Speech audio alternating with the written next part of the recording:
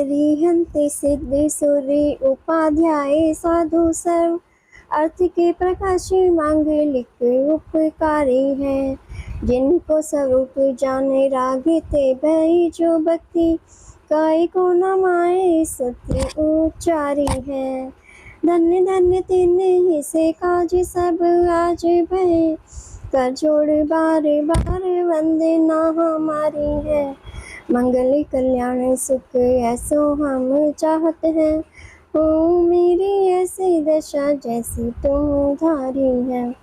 हो मेरी ऐसी दशा जैसी तुम धारी है। हो मेरी ऐसी दशा जैसी तुम धारी है। जय जिनेंद्र।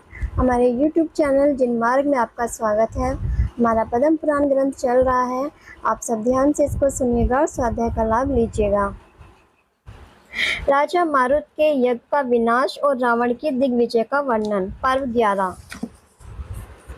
रावण ने पृथ्वी पर जो मानी राजा थे उनको अपने वश में किया। जो अपने आप आकर मिले उनको अपनी आज्ञा मनवाकर संतुष्ट किया। अनेक राजाओं सहित शुभम चक्रवर्ती के समान पृथ्वी पर विहार किया। अलग अलग प्रांत में भिन्न भिन्न पहनाव, वस्त्राभूषण आदि भिन्न भिन्न भाषाओं के बोलने वाले कई वाहनों पर चढ़े अनेक मनुष्य एवं राजाओं सहित दिग्विजय किया। जगह जगह रत्नों सहित स्वर्ण के अनेक मंदिर बनवाए एवं चैत्यालयों का जीर्णोद्धार कराया। जिनेंद्र भगवान की भाव सहित पूजाएं की एवं करवाई। जो जैन धर्म के द्वेषी दुष्ट मनुष्य हिंसक थे उनको शिक्षा दी और जैन धर्म स्वीकार कराया। दरिद्रियों को दया से दान दिया। सम्यक दृष्टि शावों का बहुत आदर करते, साधर्मियों पर वात्सल्य भाव एवं साधु को भक्ति पूर्वक प्रणाम करते थे। जैनी मात का अनुरागी उत्तर दिशा की ओर विहार किया। पुण्य कर्म के प्रभाव से रावण का दिन दुना तेज अधिक अधिक बढ़ता गया। रावण ने सुना कि राजपुर का राजा महाबलवान है, अभिमान से किसी को प्रणाम नहीं करता है और जन्म से ही दुष्ट है। मिथ्यात्व सहित जीव हिंसा रूप यज्ञ मार्ग में प्रवृत्ति करता है। तब यज्ञ का नाम सुन राजा शनिक ने गौतम स्वामी से कहा, हे प्रभु, रावण का कथन तो बाद में कहना, पहले यज्ञ की उत्पत्ति का कथन कहो। यह कैसी क्रिया है जिसमें प्राणी जीवों को हिंसा कर महाघोर पाप कर्म करता है। तब गणधर देव ने कहा, हे शनिक, अयोध्या में इक्ष्वाकु वंश का राजा आयाति, उसकी रानी सुरकांत उनके वसु नाम का पुत्र था। जब वसु पढ़ने योग्य हुआ तब क्षीरकदम ब्राह्मण के पास पढ़ने भेजा। क्षीरकदम की स्त्री स्वस्तिमती थी और एक नारद ब्राह्मण धर्मात्मा वह भी क्षीरकदम के पास पढ़ता था और क्षीरकदम का पुत्र पर्वत महापापी वह भी पढ़ता था। क्षीरकदम महाधर्मात्मा सर्वशास्त्रों का ज्ञाता, शिष्यों को सिद्धांत तथा क्रिया रूप ग्रंथ एवं मंत्र शास्त्र काव्य व्याकरण आदि अनेक ग्रंथ पढ़ाता था। एक दिन नारद, वसु और पर्वत इन तीनों के साथ क्षीरकदम वन में गए। वहाँ चारण मुनि शिष्यों सहित विराजमान थे। तब एक शिष्य ने गुरु से कहा, ये चार जीव हैं, एक गुरु तीन शिष्य। इनमें से एक गुरु एक शिष्य, ये दो सद्बुद्धिधारी हैं, दो शिष्य कुबुद्धिधारी हैं। ऐसे शब्द सुनकर क्षीरकदम संसार से डरे एवं शिष्यों को विदा किया। वे अपने अपने घर गए। क्षीरकदम ने मुनि के पास शिक्षा ली। जब पुत्र घर आया तब क्षीरकदम की स्त्री स्वस्तिमती ने पर्वत को पूछा, तेरे पिता कहाँ हैं? तो अकेला ही घर क्यों आया? तब पर्वत ने कहा, हमको पिताजी ने भेज दिया और कहा हम बाद में आ रहे हैं। यह वचन सुन स्वस्तिमती को चिंता हुई और पति के आने की राह देखती रही। रात्रि हुई तो भी नहीं आए। तब महाशोक से रोती हुई कहती रही, हाय हाय, मैं मंदभागिनी प्राणनाथ के बिना मर गई। किसी पापी ने मेरे स्वामी को मार दिया, या कोई किसी कारण से किसी देश को चले गए, या सर्वशास्त्रों के ज्ञाता थे सो परिग्रह का त्याग कर वैराग्य प्राप्त कर मुनि बन गए होंगे। इस प्रकार दुख से रोती हुई रात्रि पूर्ण की। जब प्रातः काल हुआ तब पर्वत पिता को ढूंढने गया। वहाँ जंगल में नदी के किनारे मुनियों के संग में श्री गुरु के पास मिलने सहित पिता को बैठे हुए देखा। तब घर जाकर माता से कहा, हे माँ, हमारे पिता तो गुरुओं के पास मगन होकर बैठे हैं। तब स्वस्तिमती ने जाना कि मेरा पति निश्चय से मुनि हो गया है। पति के वियोग से महादुखी हुई, हाथों से छाती कूट कर पुकार पुकार कर रोती रही। तब नारद महाधर्मात्मा ये वृत्तांत सुनकर स्वस्तिमती के पास आया। नारद को देख स्वस्तिमती छाती कूटती हुई जोर जोर से रोने लगी। अपने लोगों को देख शोक बढ़ता है। तब नारद ने कहा, हे माता, क्यों वृथा शोक करती हो? वे धर्मात्मा जीव पुण्याधिकारी जीवन को अस्थिर जान तप करने को गए हैं। उनकी बुद्धि निर्मल है, कल्याण के मार्ग में लगे हैं। अब शोक करने से पुण्य घर में नहीं आएंगे, ऐसा नारद ने समझाया। तब कुछ शांत हुई। घर में रहकर महादुखी कभी पति की स्तुति करती और कभी निंदा भी करती। क्षीरकंदम के वैराग्य का वृतांत सुन आयाति राजा तत्व के ज्ञाता, उन्होंने भी वसुपुत्र को राज्य देकर मुनि दीक्षा ली, महामुनि हुए। वसु का राज्य पृथ्वी पर प्रसिद्ध हुआ। आकाश समान स्फटिक मणि के पाए सिंहासन के बनवाए। सिंहासन पर बैठता तो लोग जानते कि राजा सत्य के प्रभाव से आकाश में निराधार बैठे हैं। हे सैनिक, एक दिन नारद और पर्वत के शास्त्र चर्चा हुई। नारद ने कहा कि भगवान वीतराग देव ने धर्म दो प्रकार का कहा है, एक मुनि धर्म, दूसरा गृहस्थ धर्म। मुनि का महाव्रत रूप और श्रावक का अनुव्रत रूप। 5 पापों का पूर्ण त्याग पंच महाव्रत और उनकी 25 भावना रूप मुनि धर्म है, और 5 पापों का एक देश त्याग रूप श्रावक धर्म है। श्रावक के व्रतों में दान पूजा मुख्य कहा है। पूजा का नाम यज्ञ है। अर्जयेष्टवम, इस शब्द का अर्थ मुनियों ने इस प्रकार कहा है, बोने के पश्चात उत्पन्न नहीं होना, जिसमें अंकुर शक्ति नहीं है। ऐसा शालीधान उनका विवाह आदि क्रियाओं में होम करते हैं। ये आरंभी श्रावक की क्रिया है। नारद के ऐसे वचन सुन पापी पर्वत बोला, अज बकरे को कहते हैं, बकरे को हवन में डाल देना उनका नाम यज्ञ है। तब नारद ने क्रोध से दुष्ट पर्वत से कहा, हे पर्वत, ऐसा मत कहो, महाभयंकर दुख का कारण जो नरक, वहां तो जाएगा। दया ही धर्म है, हिंसा पाप है। तब पर्वत कहने लगा, मेरा तेरा न्याय राजा वसु के पास होगा, जो झूठा होगा उसकी जीभ काट दी जाएगी। इस प्रकार कहकर पर्वत माता के पास गया। नारद के और पर्वत के जो विवाद हुआ वह वृतांत माता से कहा। तब माता ने कहा कि तू झूठा है। तेरे पिता से हमने व्याख्यान में अनेक बार सुना है, जो आज बोया हुआ धान नहीं उगे, ऐसा पुराना यव जो का नाम है, शैले बकरे का नहीं, जीवों का भी कभी होम किया जाता है। तू विदेश जाकर मांस भक्षण का लोलुपी हुआ है, इसलिए मान के कारण झूठ बोल रहा है, सो तुझे अवश्य ही दुख का कारण भोगना होगा। हे पुत्र, निश्चय से तेरी जीभ काटी जाएगी। मैं पुण्यहीन अभागिनी पति और पुत्र दोनों से रहित होंगी। इस प्रकार पुत्र से कहकर उस पापी ने विचार किया, राजा वसु के पास हमारी दक्षिणा धरोहर है। ऐसा जानकर व्याकुल हो वसु राजा के पास गई। राजा ने स्वस्तिमती को देख बहुत विनय किया और सुखासन पर बैठाकर हाथ जोड़ पूछता है, हे माता, आज तुम दुखी दिख रही हो, जो आप आज्ञा करोगी वह ही मैं करूँगा। तब स्वस्तिमती ने कहा, हे पुत्र, मैं महादुखी हूँ। जो स्त्री अपने पति रहित हो उसे सुख कहाँ। संसार में पुत्र 2 प्रकार के हैं, एक पेट का जन्मा और दूसरा शास्त्र का पढ़ाया। सो इसमें पढ़ाया पुत्र विशेष है, एक दोषी है, एक निर्दोषी है। तुम मेरे स्वामी के शिष्य हो, तुम पुत्र से भी अधिक हो। तुम्हारी लक्ष्मी को देखकर मैं खुश रहती हूँ। तुमने कहा था माता दक्षिणा लो, तब मैंने कहा समय पाकर ले लूँगी। यह वचन याद करो। जो राजा पृथ्वी के पालक हैं वे सत्य ही कहते हैं, और जो ऋषि जीव दया के रक्षक हैं वो भी सत्य ही कहते हैं। तो सत्य में प्रसिद्ध है, मुझे दक्षिणा दो। इस प्रकार स्वस्तिमती ने कहा। तब राजा ने विनय कर कहा, हे माता, तुम्हारी आज्ञा से जो नहीं करने योग्य कार्य हैं वह भी मैं करूँगा, जो आपके मन में है वह कहो। तब पापी ब्राह्मणी ने नारद और पर्वत के विवाद का संपूर्ण वृतांत कहा और कहा कि मेरा पुत्र सर्वथा झूठा ही है, परंतु इसके झूठ को तुम सत्य करो ताकि उसका मान भंग न हो। राजा ने ये अयोग्य कार्य जानते हुए भी उसने हाँ कह दिया। वह राजा को आशीर्वाद देकर अपने घर गई। दूसरे दिन प्रातःकाल नारद और पर्वत राजा वसु के पास आए। अनेक लोग कौतूहल देखने आए। तब सभा के मध्य नारद और पर्वत के बीच बहुत विवाद हुआ। नारद ने कहा, अज शब्द का अर्थ अंकुर उत्पन्न न होना ऐसा धान। और पर्वत ने कहा, पशु है। तब राजा वसु को पूछा कि तुम सत्यवाद में प्रसिद्ध हो, जो क्षीरकंदम अध्यापक ने कहा था वही आप बताओ। तब राजा ने कहा, जो पर्वत ने कहा है वही क्षीरकंदम कहते थे। ऐसा कहते ही सिंहासन में लगे स्फटिक मणि के पाए टूट गए। सिंहासन भूमि में गिर गया। पुनः नारद ने कहा, हे वसु, असत्य के प्रभाव से तेरे सिंहासन के पाए टूट गए। अब भी तुझे सत्य कहना योग्य है, फिर भी मोह के कारण पागल होकर कहता है, जो पर्वत ने कहा वो ही सत्य है।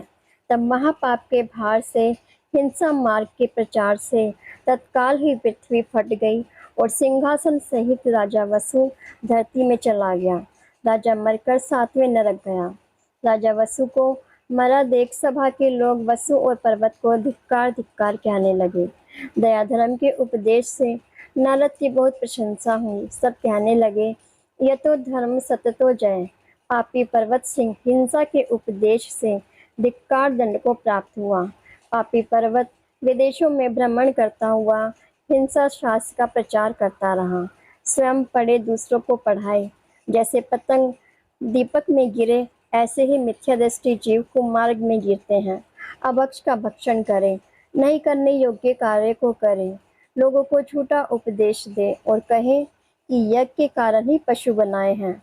यज्ञ स्वर्ग का कारण है, इसलिए यज्ञ की हिंसा हिंसा नहीं है। सोत्रामणि नामक यज्ञ के कारण से मद्यपान का दोष नहीं होता। गोयज्ञ नाम के यज्ञ से परस्त्री सेवन भी पाप नहीं है। ऐसे पर्वत ने लोगों को हिंसा मार्ग का उपदेश दिया। असुर की माया से जीवों को स्वर्ग जाते हुए दिखाए। ऐसे जीव क्रूर क्रिया को करने से कुगति को जाते हैं। हे सैनिक, यह हिंसा यज्ञ की उत्पत्ति का कारण कहा। अब रावण का वृतांत सुनो। रावण राजपुर गए। वहाँ राजा मरुत हिंसा कर्म में प्रवीण यज्ञशाला में रहता था। सवत नाम का ब्राह्मण यज्ञ कराता था। पुत्र स्त्रियों सहित अनेक विप्र धन के कारण आए हुए थे और होम के लिए अनेक पशु लाए थे। उस समय अष्टम नारद पदवीधर बड़े पुरुष आकाश मार्ग से आए। बहुत लोगों की भीड़ देख आश्रय को प्राप्त हो मन में सोचते हैं कि यह नगर किसका है और यहाँ सेना किसकी दिख रही है। नगर के पास इतने लोग किस कारण से इकट्ठे हुए हैं। ऐसा मन में विचार कर आकाश से भूमि पर उतरे। यह बात सुन राजा सैनिक ने गौतम स्वामी से पूछा कि हे भगवान, ये नारद कौन है, इनमें कैसे कैसे गुण और उनका जन्म कैसा है। तब गणधर देव ने कहा, हे सैनिक, एक ब्रह्म रुचि ब्राह्मण और उसकी कुर्मी नाम की स्त्री थी। वह ब्राह्मण तापसी साधु बना और वन में जाकर कंदमूल फल आदि का भोजन करता। वह ब्राह्मणी भी उसके साथ रहती। ब्राह्मणों को गर्व रहा। एक दिन उसी मार्ग में एक संयमी महामुनिराज आए। एक क्षण विराजमान हुए। ब्राह्मण और ब्राह्मणी आप पास में आकर बैठे।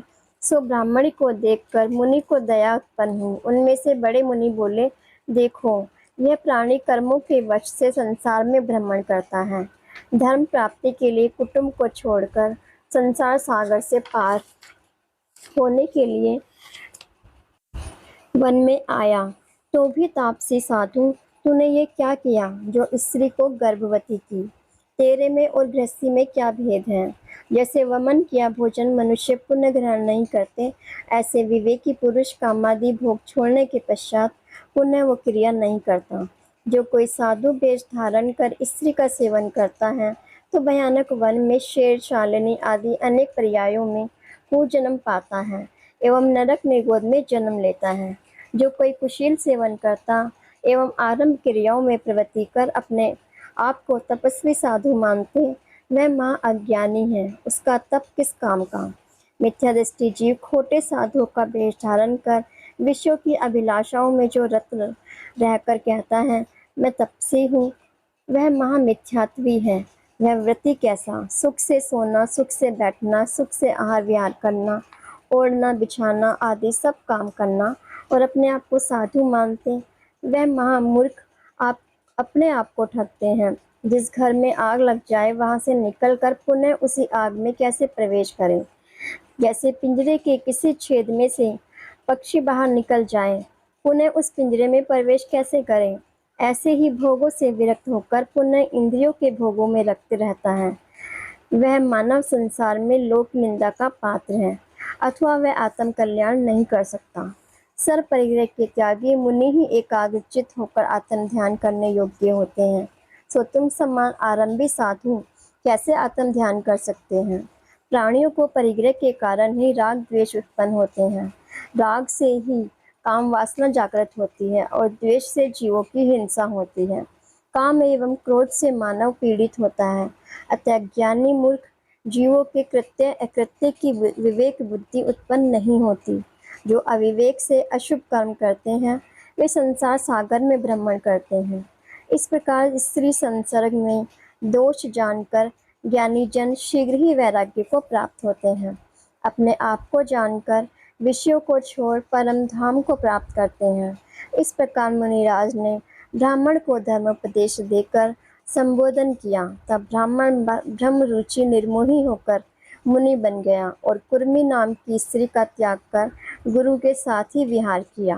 गुरु में ही राग जिसका, ऐसी कुर्मी नाम की ब्राह्मणी ने शुद्ध बुद्धि को पाकर पाप कर्म को छोड़ गुरु से श्रावक के व्रत ग्रहण किए। संसार के दुखों को जानकर राग द्वेष एवं कुमार्ग को छोड़कर भगवान जिनेन्द्र की भक्ति में तत्पर होकर पति से रहित अकेली महासती सिहिनी की तरह महावन में भ्रमण करती रही।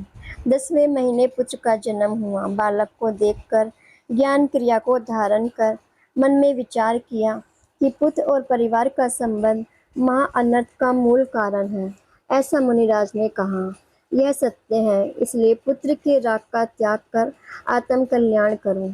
यह पुत्र महाभाग्यवान है, इसकी रक्षा करने वाले देव है। इसने जो कर्म पूर्व में उत्पन्न किए हैं उसका फल वह स्वयं अवश्य भोगेगा।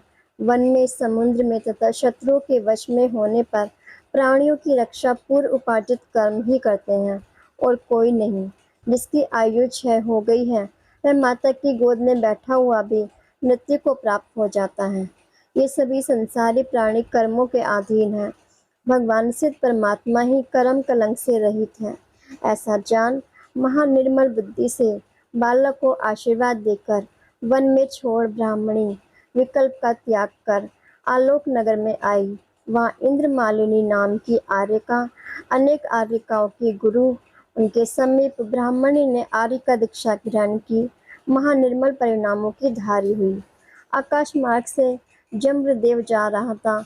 उसने पुण्याधिकारी बालक को रुदन रहित देख दयावान होकर बालक को उठा लिया और बहुत प्रेम से पालन कर अनेक आगम अध्यात्म शास्त्र पढ़ाए।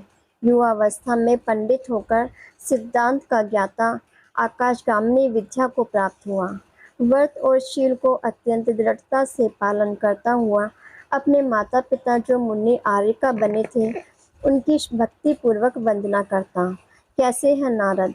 सम्यक दृष्टि, 11 प्रतिमा, क्षुल्लक के व्रतों के पालक, कर्म के उदय से पूर्ण वैराग्य नहीं, न गृहस्थी न संयमी, धर्म पीर्य, कलह पीर्य और वाचाल पीर्य हैं। गायन विद्या में प्रवीण, वीणा वाणी में अति अनुरागी, राजाओं से पूजित, उसकी आज्ञा का कोई लोप नहीं करता। पुरुष एवं स्त्रियों में सम्मान का पात्र है। 2.5 दीपों में मुनियों की एवं चैतालियों की नित्य वंदना करता। हमेशा धरती एवं आकाश में भ्रमण करता रहता है। कौतूहल युक्त देवों से सम्मानित, देवों की महिमा से युक्त पृथ्वी पर देव ऋषि कहलाते हैं। अनेक विद्याओं से युक्त पुरुषार्थी होते हैं। एक समय नारद विहार करते हुए मरुत के यज्ञ भूमि पर आए। उन्होंने वहां बहुत लोगों की भीड़ देखी और पशु बंधे हुए देखे। नारद दया भाव से संयुक्त यज्ञ भूमि में जाकर मरुत से कहने लगे, हे राजा, जीवों की हिंसा दुर्गति का द्वार है। तूने यह महापाप का कार्य क्यों रचा है? तब मरुत ने कहा, यह संवत ब्राह्मण संपूर्ण शास्त्र का ज्ञाता है, यही यज्ञ का अधिकारी है, यह सब कुछ जानता है, इसी से चर्चा करो। यज्ञ से ही उत्तम फल की प्राप्ति होती है। तब नारद यज्ञ कराने वाले संवत से कहते हैं, अहो मानव, तूने ये कार्य क्यों आरंभ किया है? ये कार्य जो वीतरागी सर्वज्ञ हैं, उन्होंने दुख का कारण कहा है। तब सर्वज्ञ ब्राह्मण क्रोध से कहता है, अहो अत्यंत मूर्ख, तूने जो सर्वज्ञ वीतरागी कहा। जो सर्वज्ञ वीतरागी हो वह वक्ता नहीं, और जो वक्ता होते हैं वे सर्वज्ञ वीतरागी नहीं होते। जो अशुद्ध मलिन जीव, उनका कहाँ वचन प्रमाण नहीं। जो अनुपम सर्वज्ञ हैं वे दिखते नहीं, इसलिए वेद अकृत्रिम है। अतः वेद का कहाँ मार्ग प्रमाण है।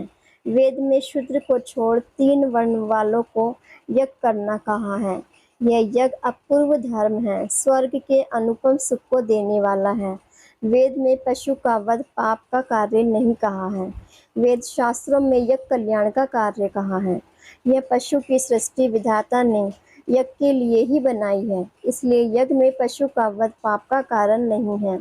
ऐसे संवत ब्राह्मण के विपरीत वचन सुन नारद ने कहा, हे विप्र, तूने ये सर्व कथन अयोग्य पाप रूप ही कहा है। कैसा है तू? हिंसा मार्ग से दूषित है आत्मा तेरी। अब तू वृत्तांत का यथार्थ भेद सुन। तू कहता है सर्वज्ञ नहीं है, सो यदि सर्वज्ञ सर्वथा न होते तो शब्द सर्वज्ञ, अर्थ सर्वज्ञ, बुद्धि सर्वज्ञ, ये 3 भेद क्यों कहे? जब सर्वज्ञ है तभी तो कहा जाता है। जैसे सिंह है तो चित्र बनाए जाते हैं, इसलिए 3 लोक को देखने वाले और सबको जानने वाले सर्वज्ञ हैं। सर्वज्ञ के बिना अमूर्तिक अतीन्द्रिय पदार्थ को कौन जान सकता है? इसलिए सर्वज्ञ वचन ही प्रमाण है। और तूने कहा जो यज्ञ में पशु को होमना दोष नहीं है, तो पशु को मरते समय दुख नहीं होता है क्या? अगर दुख होता है तो पाप जरूर होता है। जैसे हिंसक हिंसा करता है तो पशु को दुख होता है और उनको पाप भी होता है। और तूने कहा विधाता सर्वलोक का करता है और ये पशु यज्ञ के लिए बनाए हैं, तो ये कथन प्रमाण नहीं है। भगवान करता है तो उनको सृष्टि बनाने से क्या प्रयोजन? और कहूँ कि ये तो कीड़ा है, तो कर्ता का यह काम नहीं। अगर कीड़ा करता है तो उसे बालक समान जानना, और सृष्टि की रचना करता है तो वह अपने समान बनाता है। स्वयं सुख रूप है और सृष्टि जीवों को मारने के लिए रचना करते हैं, वह दुख रूप है। और जो कृतार्थ है वह करता नहीं, और जो करता है वह कृतार्थ नहीं। जिसकी जो कोई इच्छा है वह ही करता है, जिसके इच्छा है वह ईश्वर नहीं। इसलिए जिसको तुम कर्ता मानते हो वह कर्म से पराधीन तुम्हारे समान ही है, और ईश्वर तो अमूर्तिक है, उनके शरीर नहीं, और शरीर बिना सृष्टि की रचना कैसे करें? और यज्ञ के कारण ही पशु बनाए हैं, तो वाहन आदि क्रियाएं क्यों करवाते हैं? इसलिए यह निश्चय है कि इस भवसागर में अनादिकाल से इन जीवों ने राग द्वेष आदि भावों के कारण जो कर्म बंद किया है, वह चारों गति एवं 84 लाख योनियों में भ्रमण करता है। यह संसार अनादि निधन है, किसी का किया हुआ नहीं है। संसारी जीव कर्मों के अधीन है। अथवा तुम कहोगे कि कर्म पहले है या शरीर पहले है। सो जैसे बीज और वृक्ष है, ऐसे ही कर्म और शरीर जानना। जैसे बीज से वृक्ष और वृक्ष से बीज, जिनके कर्म रूपी बीज नष्ट हो गया, उनके शरीर रूपी वृक्ष नहीं रहा। शरीर रूपी वृक्ष के बिना सुख दुख आदि फल नहीं। इसलिए यह आत्मा मोक्ष अवस्था में कर्मों से रहित, मन और इंद्रियों से रहित अद्भुत परम आनंद सुख को भोगते हैं। निराकार स्वरूप अविनाशी पद दया धर्म से ही प्राप्त होता है। तूने कोई पुण्य के उदय से मनुष्य जन्म एवं ब्राह्मण कुल प्राप्त किया। अब तू हिंसा कर्म छोड़ दे। जीव हिंसा से मानव स्वर्ग में जाता है, तो हिंसा की अनुमोदना से राजा वसु नरक में क्यों गया? जो कोई आटे का पशु बनाकर भी घात करता है, तो वह भी नरक का अधिकारी होता है। सो साक्षात पशु हिंसा की कहाँ बात? अब भी यज्ञ करने वाले ऐसा शब्द कहते हैं, हे वसु उठो स्वर्ग में जाओ। ऐसा कहकर अग्नि में आहुति डालते हैं। इसलिए यह सिद्ध हुआ कि वसु नरक में गया है, स्वर्ग नहीं गया। इसलिए हे पापी, यह यज्ञ कल्याण करने वाला नहीं है। और अगर तुझे यज्ञ करना ही है तो हम जैसा कहे वैसा कर। यह चिदानंद आत्मा, उसे तो यजमान कहो यज्ञ करने वाला। और शरीर है वह हवन कुंड, संतोष ढाब है, यज्ञ की सामग्री सर्व परिग्रह है। वह होम में वस्तु योग्य है और कोमल केश ढाब है। उनका केशलोच करना और सब जीवों पर दया करना ही दक्षिणा है। इसका फल ही सिद्ध पद है और जो शुक्ल ध्यान वह ही प्राणायाम है और सत्य महाव्रत ही यज्ञ के काष्ठ का स्तंभ है। जो पशु के बांधने का है, चंचल मन ही पशु है।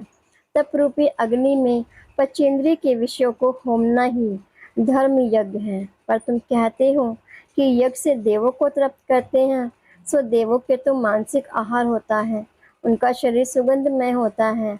देवों के अन्नादि का आहार नहीं है, तो मांसादि की क्या बात। कैसा है मांस, महादुर्गंध युक्त, देखा न जाए। नाम लेने या सुनने से ही घृणा उत्पन्न होती है। पिता का वीर्य, माता का रज, उससे उत्पन्न हुआ अपना शरीर जिसमें जीवों की उत्पत्ति का कारण महाअभक्ष, ऐसा जो मांस, उसको देव कैसे ग्रहण करें। और 3 प्रकार की अग्नि शरीर में है, एक ज्ञानाग्नि, दूसरी दर्शनाग्नि, तीसरी उदराग्नि। इसको आचार्य दक्षिणाग्नि, ग्रहपत्याग्नि, आहावयाग्नि कहते हैं। स्वर्ग के देव हाड़ मांस का भक्षण करें, वह देव कैसे। जैसे स्वान, श्याल, काग हुए, वैसे ही देव हुए। ये वचन नारद ने कहे। कैसे हैं नारद। देव ऋषि हैं, स्वरूप अनेकांत स्वरूप, जैन धर्म को सूर्य समान प्रकाश करने वाले, महातेजस्वी, दैदीप्यमान शरीरधारी, शास्त्र के निधान, ऐसे नारद को संवत कैसे जीते। वह संवत अपमान को प्राप्त होकर क्रोध के कारण आशीवित सर्प समान लाल नेत्र कर महाकलकलाहट करते हुए अनेक विप्र इकट्ठे होकर हाथ पैर मुक्कों से नारद को मारने के लिए आए। तब नारद भी किसी को मुक्के से, किसी को पैरों से, किसी को मुदगर से, किसी को कोहने से मारते हुए महायुद्ध किया। इधर नारद अकेले, वे लोग बहुत, सो आपस में महायुद्ध हुआ। पक्षी के समान नारद को घेर लिया। तब नारद आकाश में उड़ने के लिए असमर्थ रहे, प्राण संध्या को प्राप्त हुए। उसी समय रावण का दूत राजा मारुत के पास आया था। सो नारद को घेरा हुआ देख पुण्य रावण के पास जाकर कहा कि महाराज, जिसके पास मुझे भेजा था वह तो महादुर्जन है। उसके सामने ही सभी ब्राह्मण अकेले नारद को घेर कर मार रहे हैं। ये देख मैं आपको कहने के लिए आया हूँ। रावण यह बात सुनकर क्रोध को प्राप्त हुआ और पवन से भी अति शीघ्रगामी वाहन पर चढ़कर चलने को तैयार हुआ। नंगी तलवारों के धारक योद्धाओं को आगे भेजा। वह एक क्षण मात्र में यज्ञशाला पर पहुंच गए। तुरंत ही नारद को छुड़ाया। वहां पर अनेक मनुष्य एवं पशुओं को बांध रखा था, उन्हें छुड़ाया। यज्ञशाला बिखेर डाली। यज्ञ करने वाले जो विप्र थे उन्हें मारा और राजा को पकड़ लिया। रावण ने विप्रों पर क्रोध कर कहा, मेरे राज्य में जीव घात हो, यह क्या बात। सबको रावण ने ऐसा मारा कि सभी धरती पर गिर पड़े।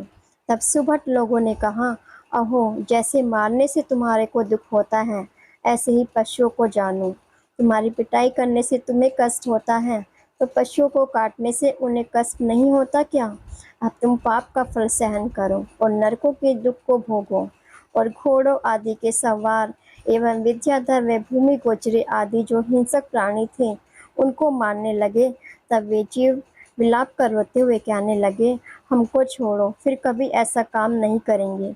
लेकिन रावण उनके ऊपर क्रोधित था, इसलिए उनको नहीं छोड़ा। तब नारद महादयावान, उसने रावण से कहा, हे राजन, तुम्हारा कल्याण हो, तुमने इन दुष्टों से मुझे छुड़ाया, अब इनको भी दया कर आप छोड़ो। जिन शासन में किसी को दुख देना नहीं बताया है, सब जीवों को अपना जीवन प्रिय है। हुंडाव सर्पणी काल में इस पाखंडियों की प्रवृत्ति हुई है। तीसरे काल के अंत में भगवान आदिनाथ का जन्म होते ही देव सुमेरु पर्वत पर ले गए और क्षीर सागर के जल से जन्माभिषेक कराया। वे महाकांति के धारी ऋषिदेव, पापों के नाशक, 3 लोक में प्रसिद्ध है। क्या तुमने नहीं सुना है। वे भगवान जीवों के दयालु, उनके गुण इंद्र भी कहने में समर्थ नहीं है। वे वितराग प्रभु, मोक्ष के स्वामी, इस पृथ्वी रूपी स्त्री को छोड़कर जगत के कल्याण निमित्त मुनि पद को धारण किया। ऋषभदेव ने मुनि होकर 1000 वर्ष तक महातप किया।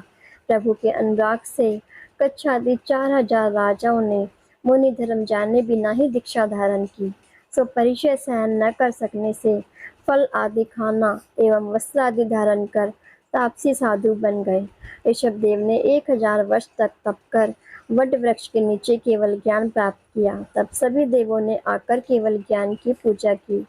कुबेर ने समोषण की रचना की। भगवान की दिव्य ध्वनि सुनकर कच्छादि राजा जो चारित्र से भ्रष्ट हुए थे, वे सभी पुण्य धर्म में दृढ़ होकर चारित्र का पालन करने लगे। परंतु मारीच के दीर्घ संसार के योग से मिथ्यात्व भाव दूर नहीं हो सका। जिस स्थान पर भगवान ऋषभ देव को केवल ज्ञान प्राप्त हुआ, उसी स्थान पर देवों द्वारा चैताल्य की स्थापना की गई। रत्नों की प्रतिमा उसमें विराजमान की। भरत चक्रवर्ती के द्वारा ब्राह्मण वर्ग की स्थापना की गई थी। वह मारीच के द्वारा अति तेजी से जल में तेल की बूंद के समान विस्तार को प्राप्त हुई।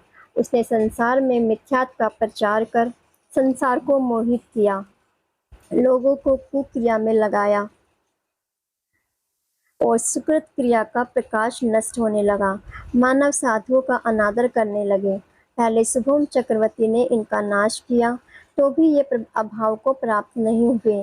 हे दशानन, आपसे ये कैसे नष्ट हो सकते हैं? इसलिए आप स्वयं हिंसा मार्ग से निवृत्त हो। जब भगवान के उपदेश से संसार के प्राणी मिथ्या भाव न छोड़ते, अगर छोड़ते तो तुम हम जैसे छोड़ते, सारे जगत के प्राणी का मिथ्या भाव कैसे छूटे? इस प्रकार देव ऋषि नारद के वचन सुन रावण अति प्रसन्न हुआ और जिन भगवान को बारंबार नमस्कार किया। नारद और रावण ने महापुरुषों की मनोज्ञ कथा का वर्णन कर एक क्षण सुख से रहे।